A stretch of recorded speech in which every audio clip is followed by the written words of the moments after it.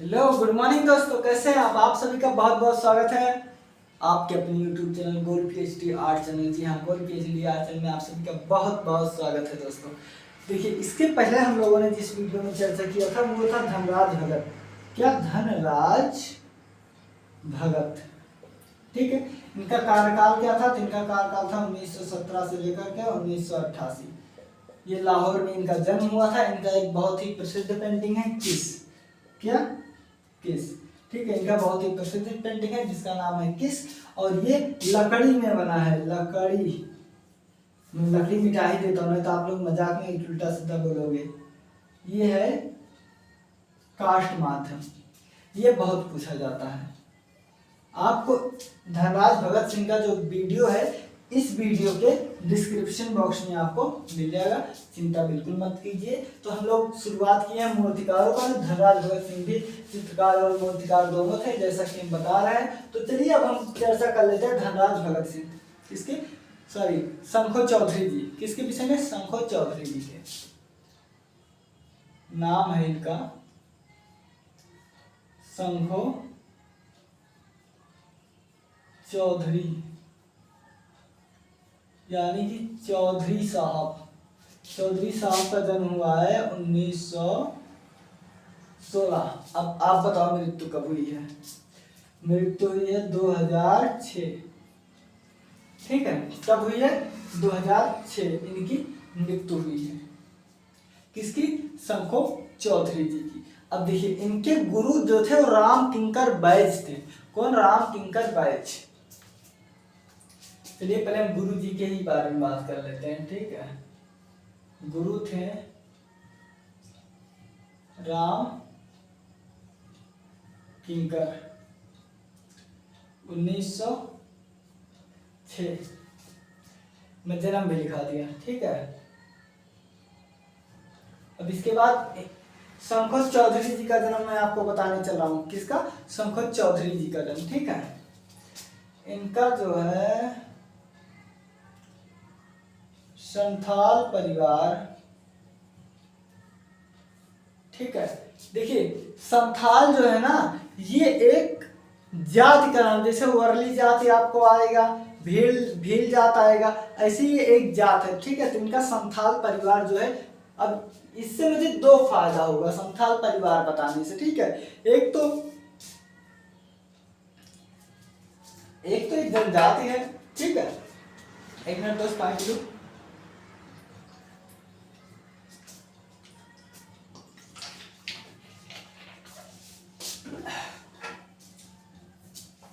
देखिए दोस्तों,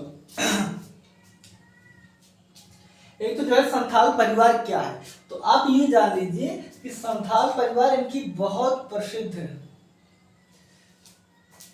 क्या बहुत प्रसिद्ध, जो प्रसिद्ध मिली है ना, वो राम किंकर बैज को संथाल परिवार से ही मिली है, ठीक है। तो ये जो है परगना, क्या परगना बिहार में है। संथाल परिवार 1916 परगना बिहार में हुआ था। क्या? इनका जन्म कहाँ हुआ था? 1916 ईस्वी, परगना बिहार में। राम किंकर बैज इनके गुरु हैं। इनकी बहुत ही प्रसिद्ध और प्रवीण रचना है संथाल परिवार। तो ये संथाल परिवार जो है ये एक जाति है, जैसे वर्ली जात आपकी महाराष्ट्र में है, भील जाति आपकी है ना, पिछड़ा हुआ जात। तो यही चीज ये भी संथाल परिवार है, ठीक है। इसके बाद क्या हुआ था? इसके बाद कलकत्ता विश्वविद्यालय से इन्होंने पहले तो स्नातक किया। क्या? बीए, एमए, ये सॉरी बीए किया, बीए किए, बीएससी किए। यहाँ मूलतः सब्जेक्ट तो नहीं बताया गया, लेकिन देखिए कलकत्ता विश्वविद्यालय से इन्होंने पहले स्नातक किया। इसके बाद फाइन आर्ट, कहाँ? फाइन आर्ट शांति निकेतन में इन्होंने कला के लिए वहां पर विशेष रूप से प्रवेश लिया। तो देखिए, कलकत्ता विश्वविद्यालय,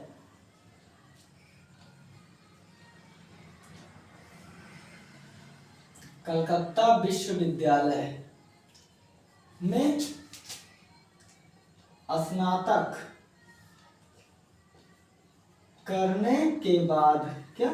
स्नातक करने के बाद इन्होंने फाइन आर्ट, कहाँ फाइन आर्ट, ये कहाँ है शांति निकेतन, फाइन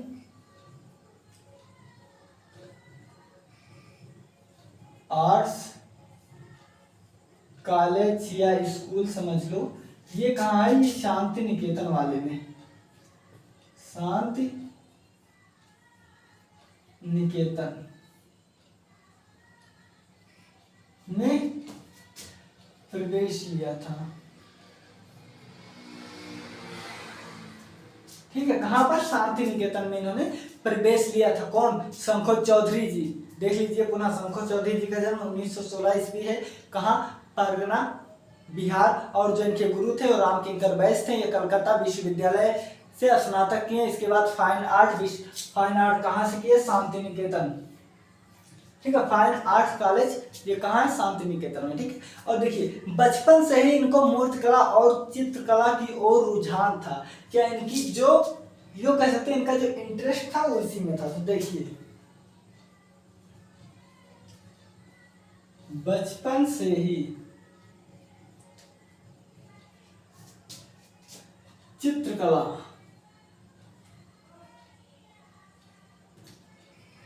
बचपन से ही मूर्तिकला प्लस चित्रकला, बचपन से ही मूर्तिकला और चित्रकला की ओर रुझान था। रुझान था माने इनको बहुत पसंद था चित्रकारी मूर्तिकारी करना। मैं पुनः बता दूं, शंखो चौधरी जी की जो प्रसिद्धि थी वो मूर्तिकार के रूप में थी। ठीक है,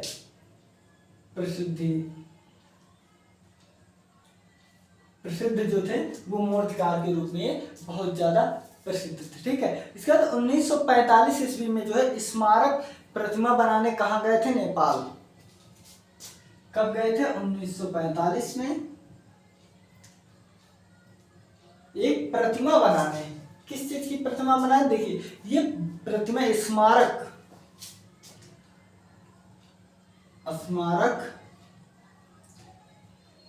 प्रतिमा बनाने, ये ता है दोस्तों। ठीक है, प्रतिमा बनाने कहाँ गए थे, नेपाल गए। कौन गए, शंखो चौधरी जी गए थे। इसके बाद 1948 ईस्वी में भारत सरकार द्वारा इन्हें अनुदान मिला था। 1948 ईस्वी, ये 49 इसलिए लिख दिया क्योंकि हमारे मन में मृणालिनी मुखर्जी का जन्म चल रहा है, आपको बताना है। तो देखिए मैं इनको भारत सरकार द्वारा अनुदान प्राप्त हुआ। चलिए जब लिख ही दिए थे 1949, तो चलिए बता ही देते हैं 1949 में मृणालिनी, ठीक है, मृणालिनी मुखर्जी, डॉटर ऑफ विनोद बिहारी मुखर्जी, विनोद बिहारी मुखर्जी का जन्म, ये जन्म है। ठीक है, किसका, मृणालिनी मुखर्जी जी का जन्म है। ये बेटी थी, किसकी बेटी थी, ये बेटी थी विनोद बिहारी मुखर्जी की। इनका जन्म 1904 ईस्वी में है। चलो मैंने बेटी का भी जन्म बता दिया, बाप का भी जन्म बता दिया, ठीक है, चाचा का भी जन्म बता दिया, इसके पहले मामा का भी जन्म बता दिया। ठीक है, अब देखिए ये क्या है, ये 1948 में क्या हुआ, भारत सरकार द्वारा इन्हें अनुदान प्राप्त हुआ। इसके बाद 1980 आता है। 1980 में इन्हें तंजानिया, देखिए 1980 में तंजानिया, ठीक है, तंजानिया, और तंजानिया के साथ ही साथ नाम आता है दार ए सलाम, दार ए सलाम, दार ए सलाम देखिए मैं लिखूंगा तो मैं तो इससे ऐसे लिखूंगा दारे सलाम, ठीक है, लेकिन यहाँ जो लिखा हुआ है दारे सलाम, दारे सलाम में इन्होंने क्या हुआ था कि इस विद्यालय में इन्होंने विश्वविद्यालय में प्रोफेसर बने, विश्वविद्यालय में प्रोफेसर, ठीक है, विश्वविद्यालय में प्रोफेसर बने, ठीक है। कौन? तो ये हमारे शंकर चौधरी जी बने थे, ठीक है। तब 1980 ईस्वी में, इसके बाद आता है 1984 ईस्वी में इनको जो है पुरस्कृत किया गया था, कैसे, नहीं सॉरी 1984 ईस्वी में ललित कला अकादमी कहाँ है, नई दिल्ली में इन्हें अध्यक्ष के रूप में सुशोभित किया गया। तब 1984 में केंद्रीय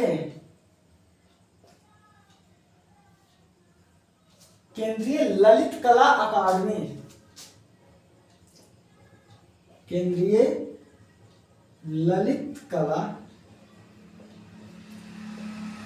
अकादमी, ठीक है, ललित कला अकादमी कहाँ है, ये है नई दिल्ली के अध्यक्ष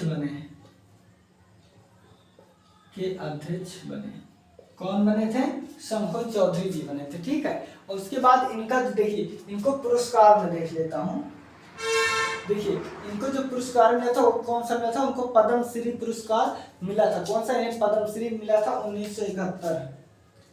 1971 में पद्म श्री पुरस्कार, ठीक है। उसके बाद मिला था 1971 में, सॉरी मैं हो सकता मैं 80 बोल दिया हूं, तो कोई बात नहीं, 1971 में इनको जो है पद्म श्री अवार्ड से सम्मानित किया गया। उसके बाद 2004 में,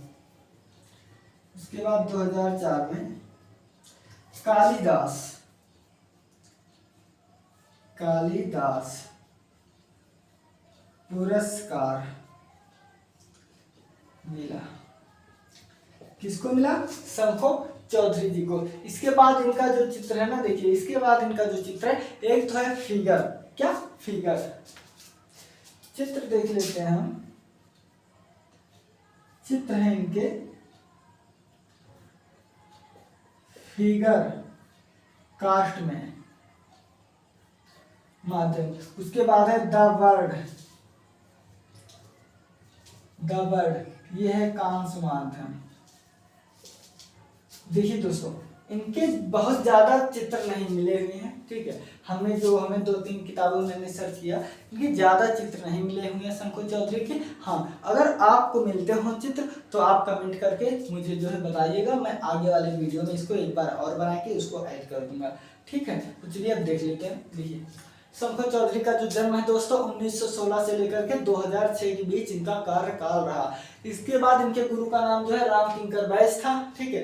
राम किंकर बैच का जन्म 1906 ईस्वी है। राम किंकर बैच ने संथाल परिवार बनाया था, ठीक है। ये क्या है, मूर्त है संथाल परिवार, ठीक है, बहुत ही अच्छी है, प्रिपेयर है, आप जाना देखिएगा।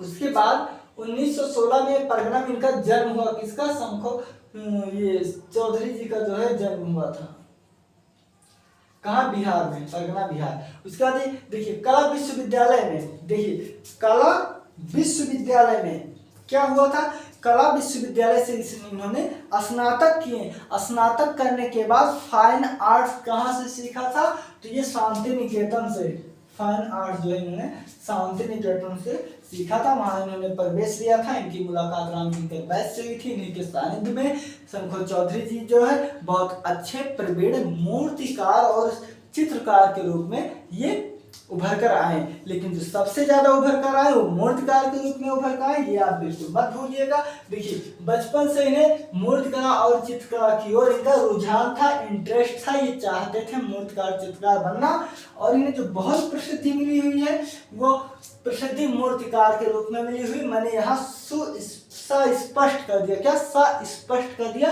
कि ये सुप्रसिद्ध मूर्तिकार थे। कौन? शंखो चौधरी जी।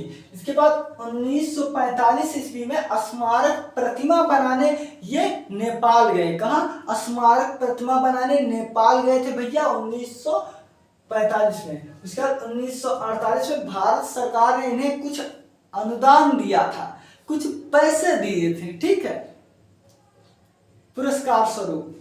उसके बाद 1980 ईस्वी में तंजानिया दार एस सलाम विश्वविद्यालय के प्रोफेसर बने। क्या? प्रोफेसर। कहाँ? देखिए दार एस सलाम। देखिए जो मैं खुद अपनी तरफ से लिखा हूँ वो ऐसे लिखा हुआ हूँ और बुक में आपको ऐसे मिलेगा, तो ऐसे पढ़ने में थोड़ा आसान होगा। जैसे दार ए सलाम, दार ए सलाम, और ऐसे दार ए सलाम, दोनों ठीक है, जैसे आपकी इच्छा हो वैसे पढ़िए। इसके बाद 1984 में देखिए केंद्रीय ललित कला अकादमी कहाँ है? नई दिल्ली कि ये अध्यक्ष बने। क्या बने? ये अध्यक्ष बने। उसके बाद जो है 1941 में ये पद्मश्री पुरस्कार इन्हें प्राप्त हुआ। कौन सा? पद्मश्री पुरस्कार प्राप्त हुआ शंखो चौधरी जी को, जिनका जन्म है 1916 से लेकर 2006 के मध्य में, जिनका आयु काल है। इन्होंने बहुत अच्छा प्रसिद्धि प्राप्त की थी। इन्होंने ही 1984 ईस्वी में जो है ललित कला अकादमी के नए अध्यक्ष बने थे। उसके बाद 1971, देखिए 1971 में इन्हें पद्मश्री मिला था। अब 1971 से मैं आपको फिर बता दूं, 1871 में अवनी बाबू का जन्मदिन है, अवनींद्र नाथ टैगोर, ठीक है, अवनींद्रनाथ टैगोर जी का जन्म है। तो देखिए लेकिन ये 1971 है या 1871 है, तो जैसे ये सब मैं देखता हूँ ना, मेरे मस्तिष्क में आ जाता है कि इनके आसपास, इस समय के आसपास इनका जन्म हुआ था, ठीक है। इसके बाद 2004 है, तो 2000 देखिए ये तो 2004 है फिलहाल, लेकिन 1904 में जो है विनोद बिहारी मुखर्जी जी का जन्म हुआ था। कब? 100 साल बाद, यानी कि ये 1904 की बात है, ये 2004 में हुआ। इनको कालिदास पुरस्कार मिला। और इनकी जो मृत्यु हो गई थी, वो मृत्यु इनकी जो हुई थी, इनकी मृत्यु हुई थी 2006 में, 2006 में हुई, ठीक है दोस्तों। और इनका जो चित्र है वो फिगर चित्र जो है कास्ट माध्यम में मिला है। द बर्ड जो है ये उसमें मिला है, द बर्ड किसमें मिला? ब्रांज, हाँ ये मिला हुआ है ब्रांज में, ठीक है। तो देखिए दोस्तों ये रहा आपका शंखो चौधरी जी के विषय में, ठीक है। मैं वही चीजें दिया हूँ जो बहुत इंपॉर्टेंट है। इनके ये दो पिक्चर है, द बर्ड इसमें बहुत ज्यादा प्रसिद्ध है, तो आप बहुत ज्यादा इसे याद कर लीजिएगा, जो कि बहुत ही स्पष्ट आपको याद होना चाहिए। किसके? शंखो चौधरी जी के विषय में ज्यादा नहीं पूछा जाता। मूर्तिकार थे कि चित्रकार थे ये पूछ लिया जाता है, ये इसी में ज्यादा पूछा जाता है, ग्राफिक से लेकर, ठीक है दोस्तों। तो आप इसे अच्छे से तैयार कर लेना। मिलते हैं अगले वीडियो में, आप लोग अपना ख्याल भी रखना।